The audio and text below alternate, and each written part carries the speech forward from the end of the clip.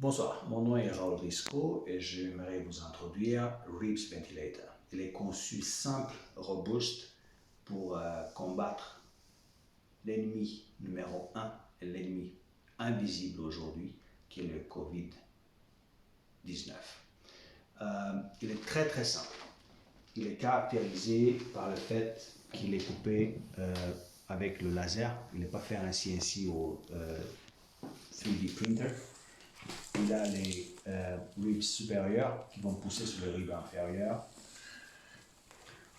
On a plusieurs choix de matériaux. Ça peut être fait en plastique, en acier, en aluminium, en acier inoxydable.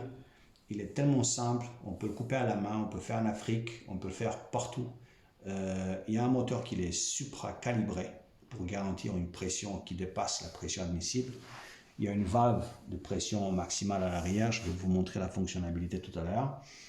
Et simplement, les ribs supérieurs vont pousser sur les ribs inférieurs. Il est déjà sur la version numéro 7, on travaille sur la version numéro 8 pour qu'on puisse avoir le maximum de volume sur les deux parties concaves entre les ribs supérieurs et inférieurs pour assurer un débit pour sauver des vies.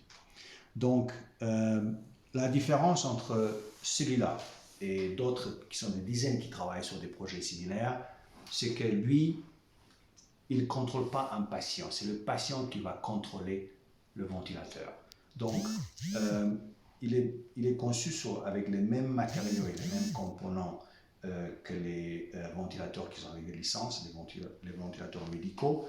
Et tout de suite, quand on arrive à une dépression minimale par rapport à la pression atmosphérique, il va commencer son cycle.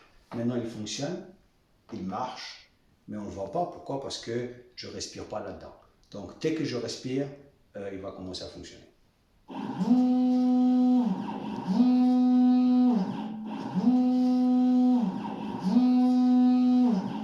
Il est ajusté tellement sensible quand même, si je crée une dépression dans le tuyau, il va fonctionner.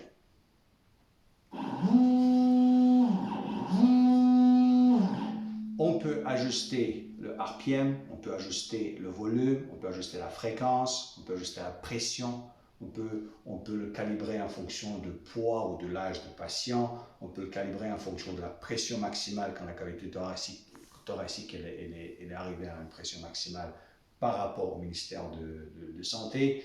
Et le fait qu'il n'y a pas de roue dentée et le fait qu'il n'y a pas de partie mécanique délicate, il peut fonctionner des milliers des heures, il peut être fait partout dans le monde, en Afrique, il peut même être alimenté avec une batterie d'auto ou un vélo. Je vais faire une démonstration maintenant directe sur lui. Et sur ma troisième respiration, je vais attendre 5 secondes.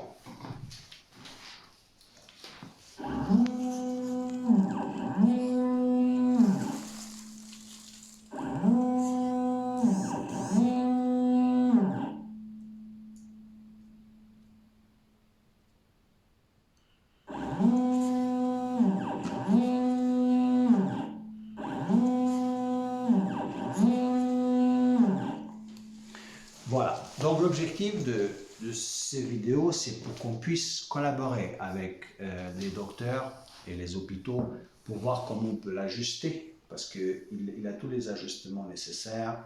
Je vous ai dit, le volume, la fréquence, la pression, pour qu'on puisse sauver des vies.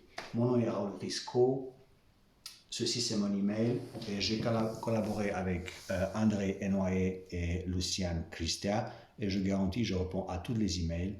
Et allons-y, sauvons des vies. Je vous remercie et à tout à l'heure.